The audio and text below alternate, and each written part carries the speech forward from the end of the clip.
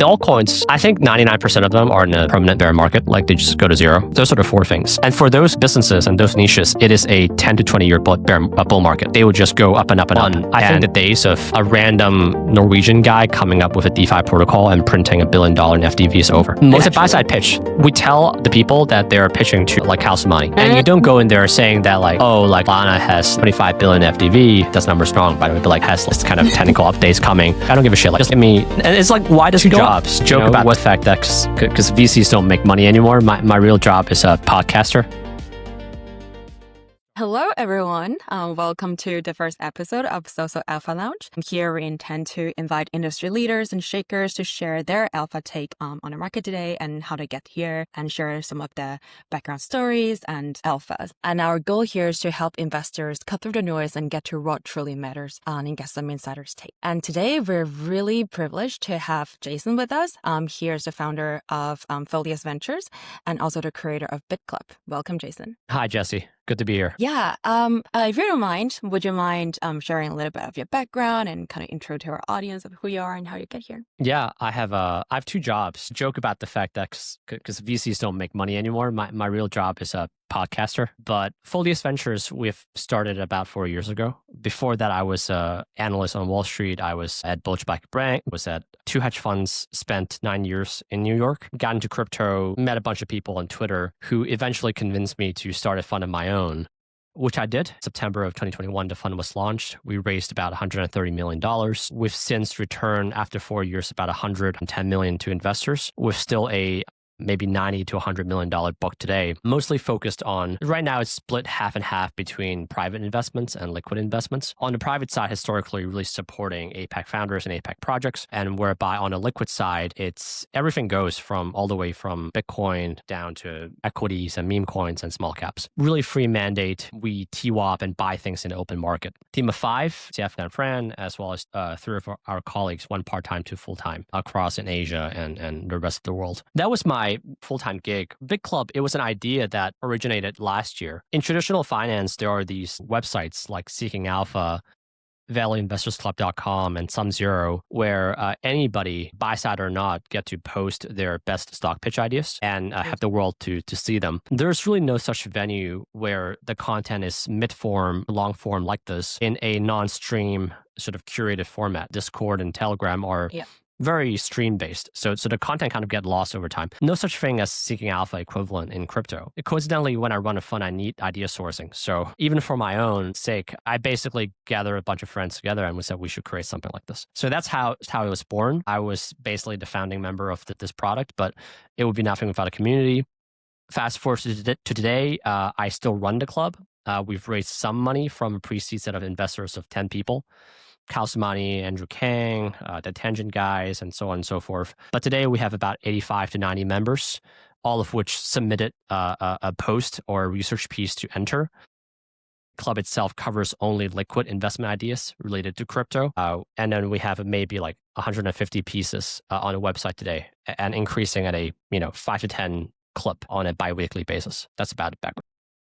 That's incredibly prolific. Actually, a lot of them are featured on SoSoValue, our research tab as well. We've been a big fan of the BidClub's work. And actually, we're collecting on the season 3 SoSoValue research competition. And we have a lot of very insightful entry from the BidClub members. So we're out of the many hats that you wear, I think the researcher hat is the most interesting to us because you're back to the trenches and then doing fundamental research, which is like a heavy duty word for crypto. If you're looking back like 4, 5, 6 years ago, if you're looking at fundamental, people were like, what are you doing? Like, what fundamental are you talking? But we're entering a very different league of the crypto game, like going from the Wild West of the ICO of the world to the PvP casino game with in other exchanges. And now we're entering like a phase of Wall Street and crypto embracing each other and is becoming more and more mainstream. Definitely fast-tracked by POTUS in America. Back to the research hat that you wear, could you tell us a bit about or have a peek behind the curtain of like what is the research process that you value the most when you're doing your own research in the primary or secondary market research? Yeah, I think the most relevant would probably be the liquid side of things. Mm-hmm. Think, at least when I craft the research thesis. There are many pieces to this from origination to putting on a position. Yeah.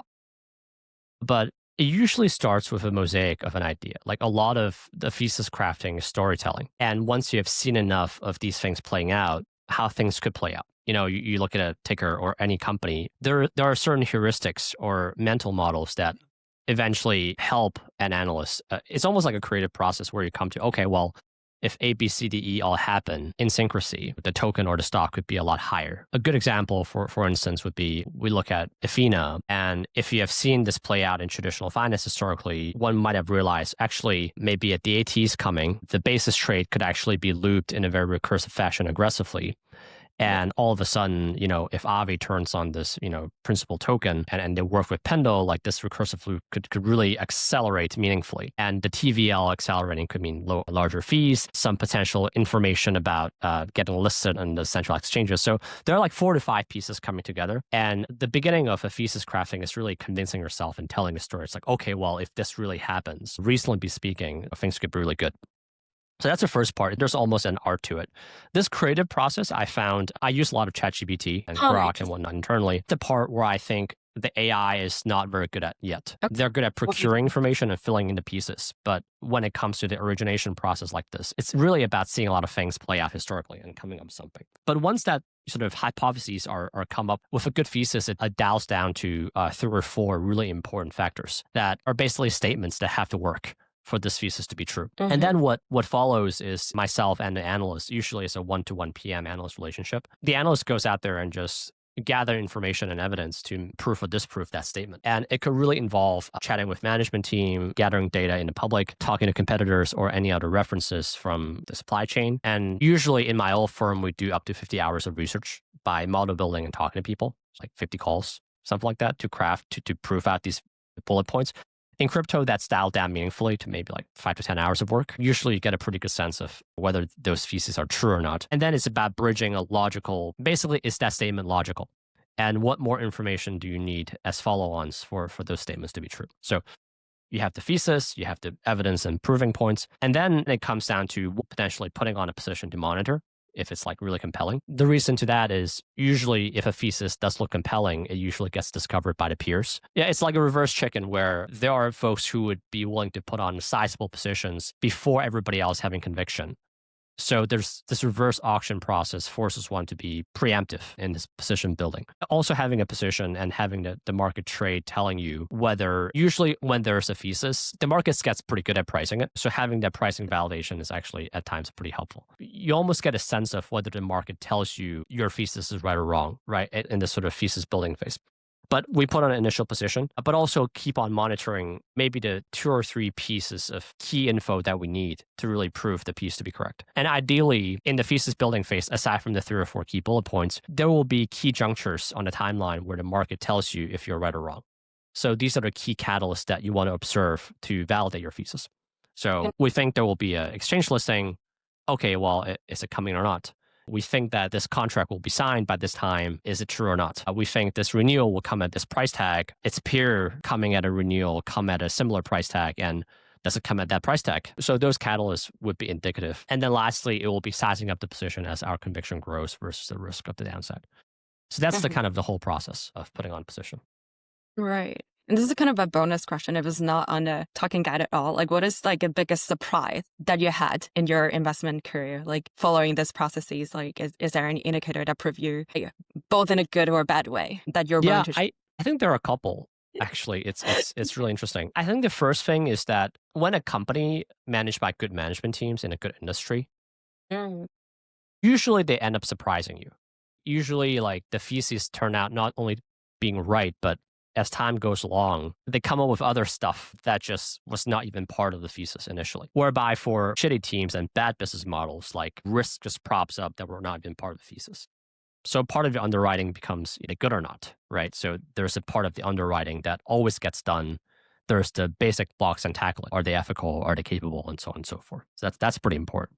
The second part, say, historically the surprises. I don't know. Usually you just end up being wrong a lot. Like you have this idea initially and then you go through all the process and then a big risk props up later on and just kills the whole thesis. I can't really put a finger on it, but usually it goes pretty far deep in the research process. It's, okay, well, this is really why the market misprices this. And then you fill in your heuristic puzzle to like maybe catch it earlier on. So one thing I did not mention is that we used to use checklists pretty extensively, which is all these red flags that we've had historically and just check off the box in every single one of them to make sure that we don't waste so much time in something that kind of like could blow up the entire thing later on. Interesting. And what is the typical time frame that you're allowing your thesis to play out? Because like the market condition also changes, right? Like, Yeah, it really depends. In crypto, it's usually like a week or two. right. Do you see a difference though, like in the new the Wall Street bull cycle, quote unquote? Do you frame changes or no over the past like Yes. 4 years? So I think in bear market, it typically gives you more time to just do stuff. A lot of times in bear markets doesn't react to good news. And a lot of times the metrics don't go up that quickly. Like so much of, we're going to talk about in a second, like where's crypto and TradFi different? The numbers are extremely cyclical. So you could be right on the longer term thesis. It just doesn't have to happen that quickly. You have weeks, if not months, to take a position. If you have weeks or months to like do the research. In bull market, you start playing this game of musical chairs where the teams aggregate the good news all together, like in this short window. Usually there's a lot of stuff going on, and usually capital rotates very quickly onto new narratives. So you typically have less time in a bull market. hmm And where are we in the market right now? I know we have a lot of macro news this week. Nasdaq just announced that they filed for SEC for tokenizing all of their stocks. So we have a lot of news coming in from different directions. Where are we? What are the key indicators that you're looking for right now? I think you got to break it down to three pieces of the markets. Okay. And then there's a longer term and a short term. I think for Bitcoin, it's graduated as an asset class. There's only pullbacks due to liquidity crises and long-term appreciation due to itself as a digital gold, which is, it just keeps on happening. Like I think that's like a 10 to 30% CAGR asset over the next decade. And you get pullbacks, but it just keeps going up. No such thing as a bear market until the security model breaks, I think, or you get liquidation cascades. For beta, for like Solana, Ethereum, I think they are probably in the ninth inning. I think this party could literally end this month, next month, Q4, because I think they are a combination of currency of the underlying wealth effect, as well as fintech equity. If you price them as fintech equity, they are very expensive versus the underlying metrics. They're priced at 200 to 500 times EV/EBITDA, whereby for things like Stripe, Visa, they're like 40 times. Basically, every 10 turns imply like 10% growth or something. So they're implying like doubling or tripling or quadrupling the business the next year. It's possible with all the tokenization, but you have a countervailing factor of just the cycle being where it is. Like the alts are not performing as they should. So, and if the wealth effect decays, like you flow out of these like assets, and especially now you see the DATs now starting to trade at a discount, you start to run out of buyers for these assets at these heights. Over time, they probably perform just fine, but you have a real question of, are these infra currency tokens going to compete well with the fintech equities like Stripe that have a layer one? So I think they're in the ninth inning, really. The altcoins, I think 99% of them are in a permanent bear market. Like they just go to zero. I think there are maybe like 10 assets in the alt space that are buyable. Those assets are extremely cyclical. Still, some of them have discrete factors that could make them compound over time at a very fast clips. But I think those are, depending on your time horizon, if it's like very short term, yeah, probably this quarter. Longer time zone, you buy the dips there, they probably compound pretty well. Just like a traditional stock, I would say. Right. That's a really alpha take on how to dissect the market. Then it sounds like there's a very different league of the game. And each of those asset classes is probably attracting a very different demographic and a totally different sizes of asset allocations or money behind it. Yeah. And then in this cycle, out of the many trending narratives that we talked about, like the RWAs, the treasury play, and the tokenized stocks, etc., like what excites you the most? And how do you tell what is a real thing versus a hype? One more key point, because I think we really, as asset class, graduated thanks to POTUS and a much more crypto-friendly SEC. 100%. But by the sake of graduating, a couple things changed. We have potentially extremely professional management teams coming to the space, like building stuff. Also, by the sake of this industry being more professional, it became very clear after like years of experiment what the industry can be used for, right? What is it good for? So the clarity of what the tech enables, as well as really good management teams. And then the third thing is we're going to increasingly get clarity around what a token can and cannot do, as well as what could become tokens with the SEC and CFTC. These three things combined lead to a few things. It's like, number one, I think the days of a random Norwegian guy coming up with a DeFi protocol and printing $1 billion in FDV is over. Most of these tokens are worthless. This is not a space for just pure startups anymore. Like you need the best of the best and the grittiest kind of founder to succeed. The game of low float, high FDV, it might still work, but it's going to get increasingly crowded out by the tokens or the businesses or the equities that kind of really captured crypto native enablement. And the reason I say that is because there are just too many tokens out there. And when the attention is scattered like this, it aggregates to things that could make the token structurally go up over time. And what that is shareholder protection, token holder protection, corporate governance, and value capture.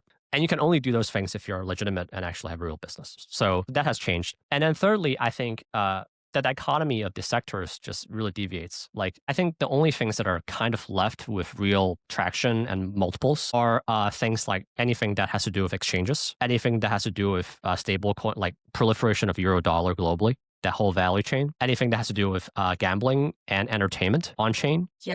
The pump that fund is going to stay the poly markets of the world. Absolutely. And you can count, and then there's like, infrastructure or basically SaaS tooling that allow for these layer ones and layer twos and just kind of tech infra to be built, right? So those are the four things. And for those businesses and those niches, it is a 10 to 20 year bull market. They would just go up and up and up, and there'll be very clear winners. And importantly, if a project like that hasn't launched a token yet, they need to seriously think about whether they want to do a token or equity, because the IPO path is open for them. The other thing is people would do both. Because you've brought up interesting point, like the token play and IPO play, like you think people would do both? Yeah, I think they could do both. And we're at such an interesting juncture because I think the token and the tokenized stock would merge, like the world would be one of the same. And right now we have this like cocked up situation where if you launch a token before, you get plugged into the legacy world with a DAT, which is just owns your token, and people feel better owning equity, hopefully at a discount. And then if you're equity, you launch, right? I think by June of next year, we're going to get some sweeping clarity before midterms from the SEC on two things. Is that one, what can a token do regarding value capture while being compliant? What reporting do they have to do? And then two is like, how can a tokenized security, importantly tokenized equity, trade on chain, getting innovation exemption and circumventing the ATS rules of the exchanges? Those two things will probably happen, and the cost of doing so hopefully will drop from currently the compliance cost of $1 to $5 million a year and a one-off cost of $1.5 to $5 million to like, okay, I don't know what it's going to look like, but if it drops, we're going to get like decade of really aggressive innovation that happens, because at that world, there's no reason for a token company to not be compliant. And there's not much of a reason for any company to not grab liquidity from this open internet capital market. And any infrastructure around that is going to make a lot of money. So back to the original point, like what's hype and what's not, I think the market clearly tells you what's not hype, which is the four things that I mentioned. I spent a lot of time today in those four areas, and I spent a lot of time looking at actual equities than tokens. So that's where I am. And this is like very fresh news, right? With the Nasdaq's announcement of tokenizing stocks. Who do you think would benefit from it? And do we need that many issuer of tokenized stocks? Because everyone is having a play in that field. Do we need that many, or do you think there will be a winner takes all situation? And what does it actually change for investors? I think let's break down to pieces, right? Like these assets, there are a couple things that needs to happen for these assets. One is they need a venue to be traded. Yeah. Secondly, there needs to be a process at which effectively the registrar of these things, they need to be kind of compliant to the US SEC. There's this like whole infrastructure thing where they can get on-chain services associated. And then there is the adjacent thing. I would put that in the same bucket. In trading, it is looking more and more like a winner-take-most game. It would appear that liquidity begets liquidity, and one does want to go to the venue where the most buyers are present. In terms of the service or the infrastructure, it would benefit everybody if there's one standard. We might get multiple approaches on the same standard. And what might really end up happening is that we're going to have niche dominant champions on different parts of the stack. So you do registrar, you do on-chain tokenization, you do reporting, you do compliance. So you get like 4 or 5 different things. There are some front runners there. The obvious ones like Superstate, we're investor, fair disclosure, but like Mondo and Plume and all these guys. But there are also other silent Web2 giants who are really good at this game. Nasdaq, Broadridge, SSNC, even Moody's and S&P. They already do this.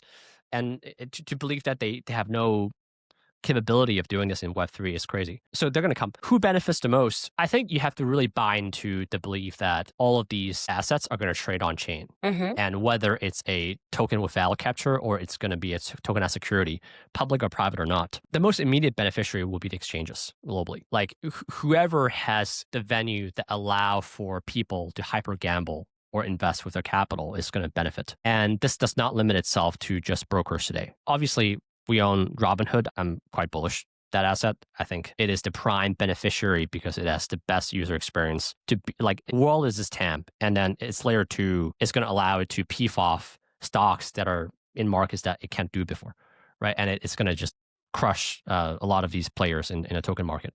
But outside of it, I think some outlier assets are things like Meta. 2 billion of daily active users. Zuckerberg just allows for trading of meme coins on his platform immediately. It's going to be a huge ARPU lift. Same thing goes for XAI and Twitter. So that's an interesting venue. That's an outlier. Another venue that we kind of haven't touched on, I should have mentioned it before, is the stablecoin rails, like US dollar rails. There are a bunch of players there that are equity that will just benefit. Do we need that many stablecoins, or we need like all of the, beside all the, we already have USDC, USDT, and we have a new stablecoins, USD-backed ones on a daily basis? I don't know, actually. I have no idea. I tend to think that the vendor with the widest distribution and the most use case is going to win. And government.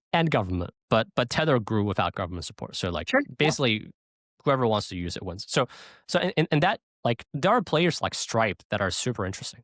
You know, you can argue maybe Visa and MasterCard have greater dominance than before. Like, it's an argument. There are also other players that don't touch on these two things, but are in this place where they have a really dirty legacy business, but could become interesting in a Web3 enabled world, are things like Western Union and Brinks. Western Union, because they have so many touch points. So if people want to get on-off ramp through crypto, they can. The margin is great, but they can cut margins aggressively and revamp the business. Interesting business for potentially inversion takeover, for example. And then Brinks just like have warehouses and vaults and just like ship stuff globally, right? 150 countries. They could easily become a tokenization play if they want to. So I don't think crypto-enabled stuff pertains only to crypto anymore, although it's interesting, but there are many equity plays that are really exciting. All right. Shout out to West Unions and Brinks. Maybe we should have them on the next episode. Yeah, I don't know. I don't know if you want to buy the stocks because it's run by boomers. Sure, there's a lot of boomers games. It's really interesting. I'm also thinking of like Meta, who's the demographics there. So it's mostly our parents' generation now. When they're getting into crypto, would that be their first touch point? That would be quite interesting to discuss. So yeah, I want to change gear a little bit and touch on a BidClub and SoSoValue collab on our latest research competition. Because we have so many great entries from BidClub, we kind of want to know what's the secret sauce there to compelling. You kind of mentioned it as an art and science of combining the storytelling backed by hardcore data and evidence and also primary research. I'm curious to hear, like, what is the most compelling narrative that you've seen so far that you received in this year? Or is there any common traits that would draw you in a report? You probably read them like 100 each day. So we get maybe like 10, 20 applications per 2 weeks from potentially new members. We accept maybe like 1 or 2 out of the 10 to 20. We get maybe 8 to 15 submissions every 2 weeks. Some of the most interesting are actually the small cap plays. You know, some of the most interesting are really fringe $5, $10, $20 million FTV new narratives that the founders long-term really building something new, not covered by any major sell-side shop like Delphi, Masari, and whatnot. There's just a small handful of crypto-native Twitter folks talking about it in small circles, but these businesses are doing real numbers and potentially have real value capture. Maybe I can name a few examples like Graphite Protocol. To be fair, it's a cabal of bonk guys just running up meme coins, but it was flagged and it's like they're buying back $1 million on it, $1 million per week on a $40 to $50 million FTB coin. And when the party's going on, like, this is really aggressive supply-demand imbalance. And it was flagged early in the member groups. This is really interesting. I would have never looked at it. Another one was this thing called Wrecked Drinks. So it's basically energy drinks. They airdrop tokens to you for if you buy their drinks, and it sells out in like 5 minutes. And they use the drinks proceeds potentially to buy back the token. The token did like a X in 3 months. Someone wrote about it, and then like the pitch is okay. I thought I ignored it, but like it fucking just pumped. It's like, oh my God, like this is really. So we see the dichotomy. You can almost break it down to 2 buckets, which is like the small caps, the PA stuff that these analysts really want to own. that are like really early on and they want people to discover it. And those are the cool stuff, the gems. And then there's like the consensus long that everybody else is in. And it usually either works because they're just good names, or their fund is positioned and everybody is just extra liquidity. And it, like usually when they post it is when it tops. Yeah, make sure that you're invited to the party, not like the extra liquidity of the party. Yeah, well, we try to tell people not to do that, but usually when the soundbite is the greatest, when somebody, and this is where crypto is a tough thing to write long forms on, because when you put in the time to do the research and actually spend, when you craft it and put it on, it would have kind of already played out, right? People would have really recognized it. Exactly. So that's one of the challenges. I think invariably the best pitches that we have seen have two pieces to it. One is that it's a really potentially non-consensus under-discovered thing, and the piece itself is very methodical, have sort of a really logical evidential bridge to what the upside may look like, right? And secondly, aside from that, it's a good business, it's undercovered. Here's legitimately how you can execute, and here's like the evidence. They write in a way that makes you understand it very easily. Like they're really good writer themselves. So those pieces tend to get the most eyeballs, and we like those the most. Interesting. Written well, how do you define that? Is there any elements or playbook for that? I think usually they don't use too much jargon. Ooh, I like that. Okay, They usually try to tell a story.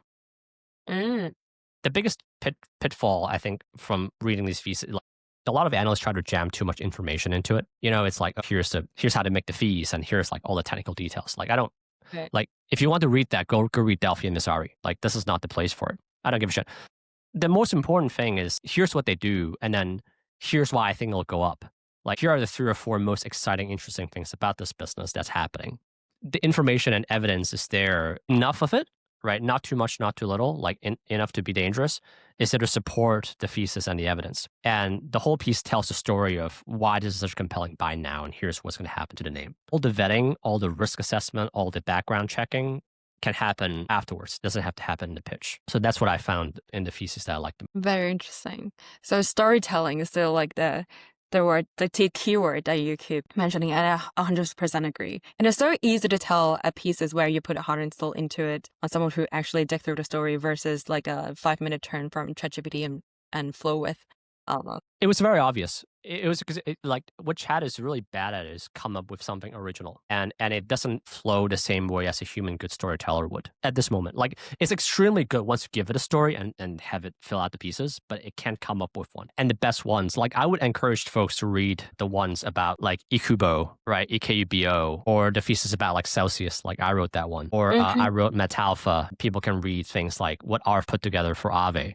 You just read it, and it's like actually a quite interesting read. We've rejected many theses that are purely informational, and it's not opinionated, does not tell a story, does not stand for anything. That's not what we're looking for. Interesting. So you don't want just like a curation of facts. You want to inject personality and opinions and it's a buy-side pitch. We tell the people that they're pitching to like house money. And you don't go in there saying that like, oh, like Lana has 25 billion FDV. That's number strong, by the way, but like has this kind of technical updates coming. I don't give a shit. Like, just give me, and it's like, why does it go up? You know, what's the thesis? What changes? Like, why is it really interesting here and now? This is what I was educated on, the hedge fund type of pitching. This is kind of what we want. Like, again, back to the point is there's so much informational piece. And on Twitter, shill piece by Kaido already. What I really look for is like professionally crafted, opinionated pieces on like a buy-side investment research on why things should go up or down. I love that. And you can have access on that on BidClub, and SoSoValue right now is featuring a lot of the top pieces. Yeah. And I guess last but not least, is there any shout out that you would like to make to both of SoSoValue viewers and BidClub plan? Yeah, I think I guess a couple of things. One is we have 85 to 90 members today. We want to get to 150. Nice. If you feel like you have the chops to write good content, you like hang out with people who enjoy good buy-side research, definitely just like apply. Members get to see all the content live. Yes, get to see on a 14-day delay. I guarantee you it's fun. The entire community is made up of analysts, hedge fund managers, and like whales from 60 plus prop and institutional investors in the space. So it's worthwhile. And then secondly is that thanks to SoSoValue, actually, we are running a bi-weekly $2,000 competition to just reward that $2,000 to the best writer that week on the idea. So you might actually win money by posting something good. Yeah, I'm super bullish on that. Like, I love the pieces that we so far. Yeah, it's good. It's good. We need good content. It's a really vibrant community. And where are they from usually? Do you have a good idea of the demographic? Graphically, I don't know. We never Okay. asked that, but Yeah. we've curated a fund list in the industry where there are like 65 institutional funds, some of them prop, some of them like hybrid, that collectively command maybe $5 to $10 billion of buying power. And that community is maybe like 200 to 300 people. I think we have gotten maybe 85 of them. And I think within this industry today, there are maybe like 150 like good content writers that are out there. So we want to, reach them and see if they can contribute. Yep, amazing. And what is like the last one sentence advice to all of the participants who wants to actually win the SoSoValue scholarship and then join BidClub as a premium member? Yes, definitely check out SoSoValue. Really good information content. I think the one thing I would say is read our handbook. Like there are things you should and should not do. Like don't use your members as exit liquidity for one thing. That's a really good one. Actually, we should also include the link in the show note as well. Yes. Yeah, awesome. Thank you so much, Jason, for your time, and hope you guys enjoyed the episode, and I will see you guys next time. Thank you, Jesse.